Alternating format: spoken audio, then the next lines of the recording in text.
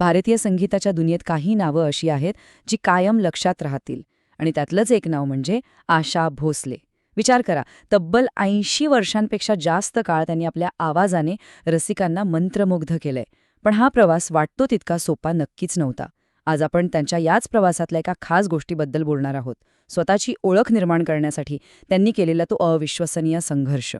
एक विचार करा, ज्या क्षेत्रात आपण काम करतोय तिथे आपलीच मोठी बहीण, एक लेजंड, एक जिवंत दंतकथा म्हणून ओळखली जाते.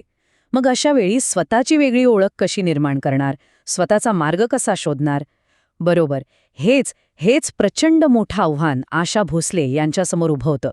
तर गोष्ट आहे त्या काळातली, जेव्हा भारतीय चित्रपट संगीतसृष्टीमध्ये स्पर्धा प्रचंड होती आणि या संपूर्ण क्षेत्रावर अक्षरशः मंगेशकर भगिनींचं राज्य होतं. आता गंमत बघा, सुरुवातीच्या काळात ना आशाताई आणि त्यांच्या मोठ्या बहीण लता मंगेशकर दोघींचा आवाज जवळजवळ एकसारखाच होता. म्हणजे तोच नाजूकपणा, तोच पातळ आवाज, आणि याच गोष्टीमुळे आशाताईंसमोर एक खूप मोठं व्यावसायिक आव्हान उभं राहिलं होतं. हे बघा, खुद्द आशाताईंनीच एका मुलाखतीत हे सांगितलं होतं. त्या म्हणाल्या की लहानपणी आम्हा बहिणींचा आवाज सारखाच पातळ होता. म्हणजे त्यांच्या प्रवासाची सुरुवातच या समानतेपासून झाली आणि साहजिकच यामुळे त्यांना स्वतःची एक वेगळी ओळख निर्माण करण्याची तीव्र गरज वाटू लागली. आणि मग इथूनच त्यांच्या करिअरला एक जबरदस्त, निर्णायक वळण मिळालं. त्यांना हे कळून चुकलं होतं की जर लता दिदींच्या सावलीतून बाहेर पडायचं असेल, त्या थेट तुलनेतून वाचायचं असेल, तर काहीतरी वेगळं करावं लागेल. स्वतःचा एक नवा रस्ता शोधावा लागेल. पण तो रस्ता होता तरी कोणता? त्यांनी ठरवलं, त्यांना जाणवलं की गायनाची शैलीच बदलावी लागेल. कारण दीदी त्या प्रकारच्या गायनात आधीच सर्वश्रेष्ठ होत्या. त्यांना दीदींची स्पर्धा करायची नव्हती, त्यांना स्वतःचं काहीतरी निर्माण करायचं होतं. हा फक्त स्पर्धा टाळण्याचा निर्णय नव्हता, तर ही स्वतःची स्वतंत्र ओळख निर्माण करण्याची एक जाणीवपूर्वक आखलेली योजना होती. आणि याच निर्णयाने त्यांच्या पुढच्या संपूर्ण करिअरला दिशा दिली. म्हणजे बघा, हे फक्त इंडस्ट्रीमध्ये टिकून राहण्यासाठी केलेलं नव्हतं. ही केवळ स्पर्धेला दिलेली एक प्रतिक्रिया नव्हती, तर संगीताच्या या अथांग दुनियेत स्वतःसाठी एक नवी, स्वतंत्र जागा निर्माण करण्याचा हा एक धाडसी आणि आत्मविश्वासपूर्ण प्रयत्न होता. ठीक आहे, मग निर्णय तर झाला, पण प्रश्न हा आहे की त्यांनी हा बदल नक्की घडवला कसा?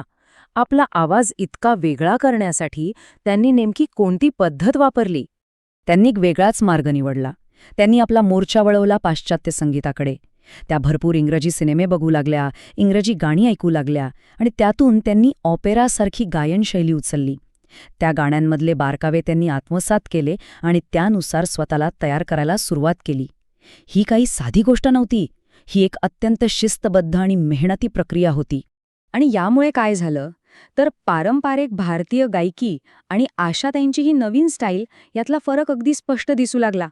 म्हणजे बघा, जिथे आपली गाणी सहसा एका सरळ, शांत सुरात गायली जायची, तिथे आशाताईंनी आपल्या आवाजात एक भन्नाट ऊर्जा, एक वेगळा जोश आणि खूप सारी प्रयोगशीलता आणली. बरं, हा निर्णय तर खूप धाडसी होता. पण त्याचे परिणाम काय झाले? ही नवी शैली लोकांना आवडली का? त्यांना यश मिळाले का? चला, आता आपण त्यांच्या प्रवासाचा पुढचा आणि सगळ्यात महत्त्वाचा टप्पा पाहूया. त्यांच्या या नव्या स्टाईलचं एक परफेक्ट उदाहरण म्हणजे 1971 सालचा कॅरावॅन सिनेमा. आणि त्यातलं ते गाणं, पिया तू अब तो आजा. अरे देवा, त्या काळात असं गाणं रेकॉर्ड करणं म्हणजे एक अविश्वसनीय धाडसच होतं. एक गंमतशीर किस्सा आहे या गाण्याबद्दल. ज्यांनी हे गाणं लिहिलं ते महान गीतकार मजरूर सुलतानपुरी. ते स्वतःच आशाताईंना म्हणाले, बेटी, मैंने गंदा गाना लिखा है. इतकंच नाही, तर ते रेकॉर्डिंग अर्धवट सोडून स्टुडिओमधून निघून गेले. का? कारण त्यांना वाटत होतं की त्यांच्या मुली मोठ्या झाल्यावर हे गाणं ऐकून काय विचार करतील. यावरूनच विचार करा की आशाताई त्या काळात किती मोठ्या सांस्कृतिक मर्यादा ओलांडत होत्या. पण बघा, गीतकाराच्या मनात इतकी शंका असताना सुद्धा आशाताई डगमगल्या नाहीत.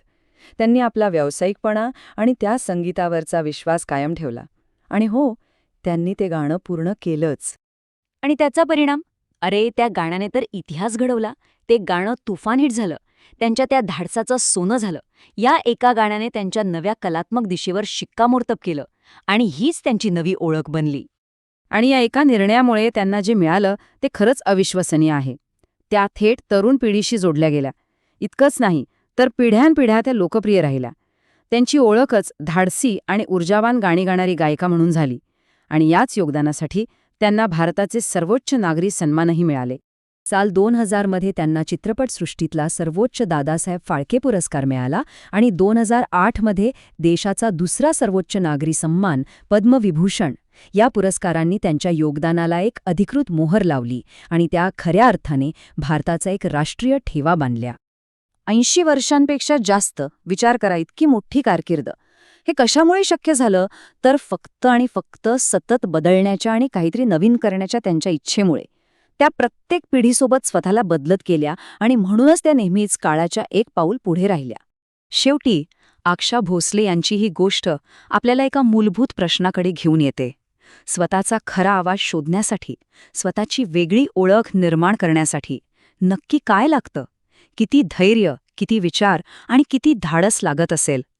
त्यांची ही अविश्वसनीय कहाणी आपल्याला नक्कीच यावर विचार करायला लावते.